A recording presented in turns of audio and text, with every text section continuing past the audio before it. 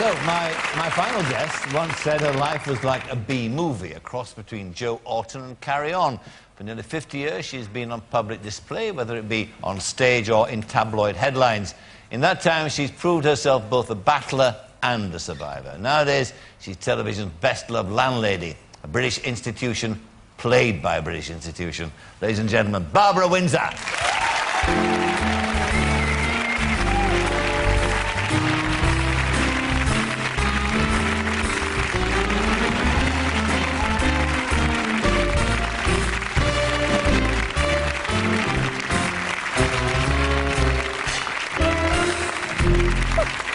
What's up? Well, I can't believe that story. I know.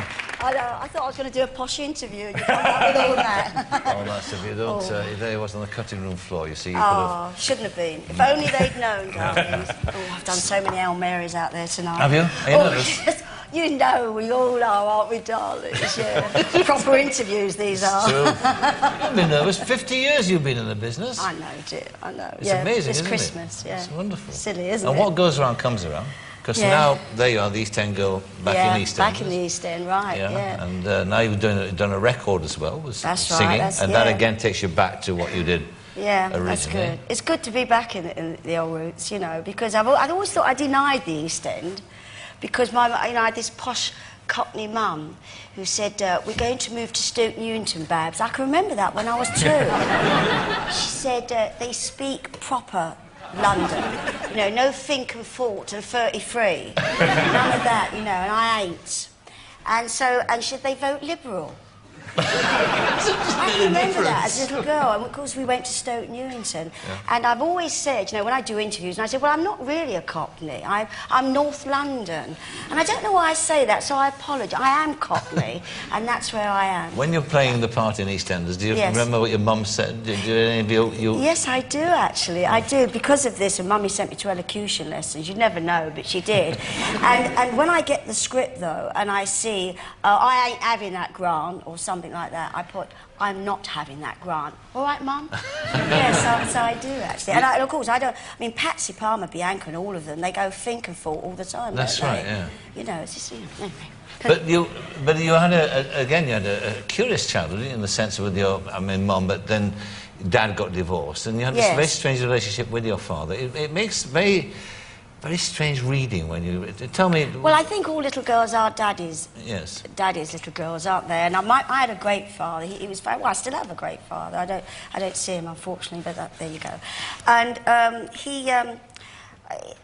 he, like, for instance, when he went to the war, he'd say, I'm going to the war, and he told me why I was going off to the war, you know, because to fight Hitler. I mean, telling this little girl, you know, and all the rest of it. And he always helped me with my homework, and he was a superb father, he was. But my mother, she wanted to better herself, you know, moved to Stoke Newington, and he wanted to live in the East End, and he didn't like her wearing these great big platform shoes and her hair all piled up, you know. He didn't like it. They were totally, totally different. And there's this little girl in the middle, you see, me, and they were all rowing and arguing all the time. And this awful divorce came when I was in Love from Judy in a musical that was on tour going into the West End. I had to come on this train and go and give evidence. And I always remember Daddy and Mummy saying, tell the truth, and I had to say these things. And you said that your dad had hit your mum. Hit Mummy and all the swearing and everything. And then when he walked out, Mummy came over to me and she said, you've been awarded to me, Babs, awarded to me 5 shillings a week. And I remember Daddy walking out, and I looked at him, and he walked past me. You know, and I think actually little kids should be counselled and things like that. You know, I didn't know what was going on. He was a bus conductor, and I used to stand outside Abney Park Cemetery in Stoke Newington and on the 647 when I'd wait for the 647s to go by and see if I could see him. And I saw him once, and he ignored me. And it was not until many, many years later did we get to talk. It's an extraordinary... sort of thought that there's this little girl standing there and these buses going by. I went to see her dad. I know. When the day that she did, he likes it. You know, and when reporters say, you're all about the men in your life, you know, is it because your father? I said, yes, because he rejected me. Straight away, yes, that's why. But actually, I mean, if Simon's life was in the company of women, I mean, yours have been in the company of men. Yes. And you can choose, you've chosen one or two strange ones, haven't you, really? But I think they chose me. They chose you. I mean, have you been unlucky, do you think, with the No, not at all. You don't think Out of every one of those relationships, and I've had a lot, and a lot of them, A lot of them haven't been in the papers as well. You had one of my fellas on the other week, didn't you, Mr. Beatty? Warren Beatty. Was he one of yours? Yes, I didn't have a magic moment, but I could have done. Not a magic moment. Oh, right. It was there for talking... the asking on Broadway, yes. What happened? Tell me. Oh, God. Well, oh, sorry, I digressed, didn't I? Well, a little bit of gossip. Anyway, no, it's in the book, so it's okay. I was on Broadway, know what a lovely war. Joe Little would say what a lovely war. You know, remember, lovely show with Victor Spinetti. And we used to come out, it was all based on World War I. There was ticker tape going on at the back, you know, 15 gas at Le Mans. It was a wonderful show, but we used to come on, all dressed as Pierrots and Pierrettes. And we were on Broadway, Wednesday matinee, okay, and we were coming out, and we would row, way up the river, we would row.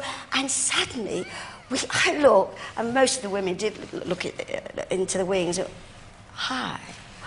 Oh, Warren Beatty? Is it Warren Beatty? And, I was looking at me, he's looking at me. We all thought every girl... And Victor said, no, he's looking at me, dear. So there you go. Anyway, he came on, I went, hi, and Victor and I shared a dressing room. I think we both had it in our contract for #1 dressing room. I'm not sure. Anyway, he said, hi, and he said, hi, little lady, how are you? And Victor said, oh, hi, Warren. And anyway, we invited him into the dressing room. And, you know, and we chatted, and suddenly he said, would you like to come to supper, Miss Windsor? I said, oh, no, I'll come to tea, though. So he said, I don't know why I was like that. I mean, you can't, not Warren Beatty. No, you can't, no, you can't knock that one, no. So I said, he said, fine, where would you like to go? Sardi's opposite. We go in between shows. Oh, all right, then. I said, can I bring my friend Victor? He said, of course, bring Victor. Victor would have killed me if I hadn't gotten him invited, darling, you know. And then I said, can you bring Leslie? Because he was going out with Leslie Caron, wasn't he? Was he at the time? Yes, at the time. Anyway, we went to tea, the four of us, we did. And I remember I had this poached egg on toast. I didn't know what to order. Poached egg on toast will do. And I had this poached egg on toast. And it was all nice. And then Leslie said as she went, oh, I'm going back to England. And Victor went, what? Anyway, he said goodbye, I'll be in touch. He doesn't mind me telling this story because I've seen him since. Anyway, so as he was going, Victor grabbed it, we said goodbye, Warren, goodbye. And we're walking, he's got the hots for you, he's got the hots for you. I went, yeah. I said, but I can't do anything, it's Warren Beatty. And he used to phone me and I'd say, oh, well, maybe. It's the one that got away. Really? I don't know why I told you that well, story. Because I asked you. Yeah, but I volunteered it. But I mean, you weren't. I mean, that's the idea of sitting down on a poached egg with Warren Beatty and then. Yes. But I mean, you took Kenneth Williams on your honeymoon, wouldn't you? Oh, I know. Well, you know, do you know what I have to tell you about you and Kenneth Williams? What? He'd come home and said, oh, did Parky today? It was awful, terrible. I get it, all in the neck. Or another time he'd say, did Parky? Very good, actually. He is good. He is the best. I get all that. You get all that, did you? Did you not know that? Well, when I read his diaries, he started off by saying, describing as that thick Yorkshire git. No, the first. You missed out the thick at the end of it, the Yorkshire git at the end. You came out all right in the somewhere. diaries, did you? Like me. But I mean, yes. he loved you. You see, Oh, you're yes. one of very few people he actually liked. I know, he did. He said he loved me because I cleaned my teeth after lunch. Yes, he asked me to marry him. He said, if ever you left Ronnie Knight, would you marry me? I said, Kenny, how sweet, darling, that's so lovely. I said, why is that? He said, well, you're the only one who cleans their teeth after lunch. So he said, mind you, there'd be no sex. I said, well, bugger off then. No. But anyway, and we were sitting one day like this, and he said, what are you doing after this film? I said, well, actually, I'm going on my honeymoon. He said, oh, have you? I said, well, I got married the day before we started the film. He went, oh, did you? He said, but that Ronnie, that you've been with him for ages. I said, yes. He said, well, it's not an honeymoon, it's an holiday, and I'm coming with you. See, and that was it. So I introduced him to Ronnie. They got on really very well. But what he didn't tell me, Kenny, that he was going to bring his mum and his sister-in-law as well. But we never spoke, practically, for the whole holiday, me and Kenny, because he was so rude. People come up and ask for your autograph, and you go, now I'm on holiday. And the first time that happened, I said, Kenny, that's a disgrace. These people have put us where we are. And he said, no, I don't. Come on, Ron, let's go off. And because we never spoke for ages. I miss it. Do you know, there's not a day goes by when I don't think about him. And when they had the play recently, the wonderful play, you know, Carry On Cleo. Yes, at Camping the Emmanuel. National Theatre. Yes, it was amazing I to don't see think that. I've ever interviewed somebody who'd had a play written about them before. Oh, no, National yeah. Theatre. Yeah, I know, and I'm living too. Red Play. Wonderful play by Terry Johnson. And of course, it was about the making of a carry-on film. And, yes, yes. And it's about your relationship with Sid James. Yes, as well. and a bit of my relationship with Kenneth. And Kenneth too. Do you think about Sid James? I do, a lot. Yeah. I do because being that I'm out, you know, doing a lot of interviews and that people, you know, they ask you questions, but one of the questions is, any regrets, you know? And I always say, no regrets. All the flops, all the heartache, all the you know, the man makes me what I am now, you know? And then, you know, and this is great. You're like counsellors. I mean, I feel you're counselling me because I'm unloading myself, dumping myself on you, you know? And suddenly I thought, yeah, I do have a regret that Sid and I never spoke. You know, the only way I could finish the affair was by not speaking to him.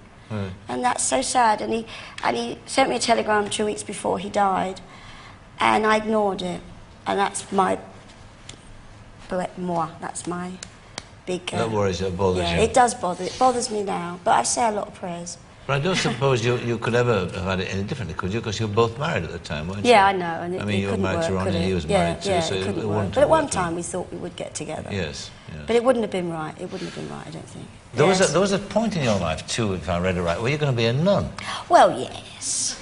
Well, it was just a silly moment, wasn't it? It was just that when I was 10 and a half, I won this scholarship in North London, the highest marks in North London. You were a very bright child, weren't you? Yes, I was. Yes. Did you?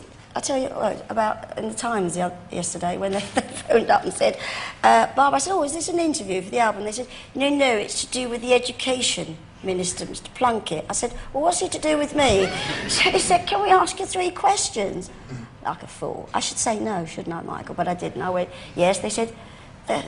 I said, and I answered all these different, 12 9s, 108. They said, oh, you know. I said, yes, I know. What do you mean? They said, you know your times tables. Well, he didn't. You see, but I was a bright girl, and I won this scholarship too. Sorry, I digress. I went to the convent, and I thought it was wonderful, these beautiful women. And I wasn't a Catholic, I was C of E. So it was all, and I found it very theatrical. Yeah. And my mum said she came home one day and she caught me walking around the kitchen with a tea towel over my head. Hail Mary, full of grace, the Lord is with thee. Because Jack, you were going to be a priest, weren't you? I was, yeah. Oh, yes, we talked about that the other You day. as a nun, me as a priest. That would be good. We'd make a lovely couple. Church had a narrow escape, yeah. It would have been a nightmare, but I just thought, I thought it was something of an intense religious experience and thought that I should consummate it by becoming a priest, and thank goodness I didn't. I just had this ability to say the wrong thing all the time. I was at a funeral about 5 years ago, and it's a hard enough situation anyway to say the right thing, isn't it? A funeral. Sure. And we're all standing around the grave, and the coffin is being lowered in, and the widow is there as an old friend of the family. And everyone was just like standing there. They weren't moving away, as you do from the grave once the earth gets put in. And everyone was still standing there. So I just thought, if I move away, if I make a move, everyone else will follow.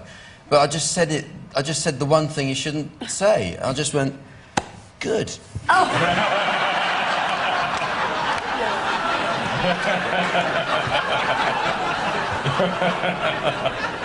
My priesthood would have been short. I once saw a wreath on a grave which said cheers.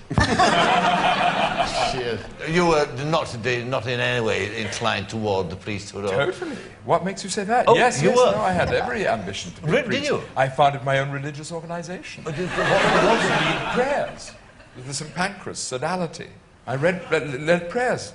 I was at a Jesuit college in South Africa. Oh, yes.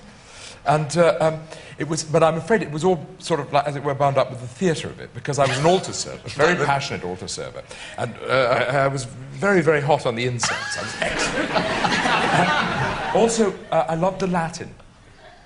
And then I got too big and old to wear the altar server's garment, so I was sent into the congregation. And at the same time, they abandoned the Latin and translated the Mass into English. And I just sat there amazed that that's what I'd been saying all these years. And somehow, I'm afraid the spell went. If I'd never been saying that, I wouldn't have bothered you. Well, then, so this extraordinary career of yours goes on and on. Yeah, and, it's good, isn't it? And I'm lucky. Yeah, well, I don't know, lucky. You're talented, that's why. Thank you, sir. Well, it's true, Well, isn't it? I mean, you can't less the knowledge you have on sheer luck, that is for sure. No, well... I mean, you paid your dues, you learnt your craft and did it. Yeah, but I was lucky to get in a West End show, and I learnt my craft like for 2.5 years. They don't have that today, you know. You know, they can pick someone out and put them in a soap and in, 18 million see them in one night, young people. And I think they do well. It's like rep where you started, you see, and there's no rep anymore. It was great, wasn't it? No, it's essential. Tried it out. Just to kind of build up the sound, if that's what you want to do. I mean, if you want to expand, and I mean, you can. You don't need a training to be an actor. You can do it on personality. Yes, you that's can true. do it on Very intelligence true. and stamina and all of that. But it depends what kind of an actor you want to be. If you want to play a whole variety of parts and you want to, for example, to do a run like that, 2.5 years, you need some psychological kind of stamina to keep going on that. How long did you do art for? Okay. All in all, 6 months. All right. Yeah, which I mean, I sort of regard it as my training ground, really. Yeah. It's a wonderful play. It's a perfect piece to. Lucky to play 2 parts. Yeah, wasn't Wonderful. I? I was very lucky, and it was great. And you go through all of that hellish experience of first night and learning how not to forget your lines. And Do you drive?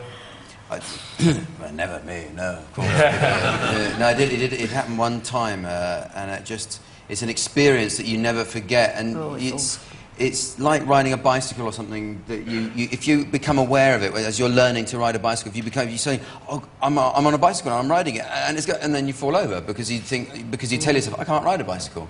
This is silly, and then you fall over. And so if you're in a play and you suddenly you step out of yourself, of your character, and think, what the hell are you doing? You're in a West End play. What do you think you're doing? You're an actor. And that's what happened to me. And it's the worst feeling I can ever think of, really, of having to do a speech, and it just didn't come, you know, that one time when I had this bit, that the whole thing with art is 3 friends who one of them buys a painting and they have a big falling out over it. And I was playing the character who'd bought this painting, and I had this piece where it got really hot, and I had this speech where I said, I'll tell you what I give a damn about. I give a damn about your sniggering insinuations. You're suggesting that I also think this painting is a grotesque joke. You've refused to admit that I could have a serious relationship with this painting, and blah, blah, blah. I went on and on, and it just didn't come. The speech didn't come. I opened my mouth and and it was this horrible silence, and all I came out was, you bastard! You don't like my bloody painting! And thankfully I was playing opposite Larry Lamb, and he sort of listened to it and thought, that's interesting. And sort of winked at me and carried on with the play, and I felt that small for about 10 minutes. But like he said to me after, he said, you've got to burn a hole in your memory and just carry on. As long as you do, the audience will never notice it, really. Most of them. All right. So, well, now you're going to sing for us, aren't you? Yes. Yeah. And so you're going to sing that song that's on the album? Yes, You Make Me Love You. You Make Me Love You. Okay. All right. Thank then you. Barbara Okay. Windsor. Thank you.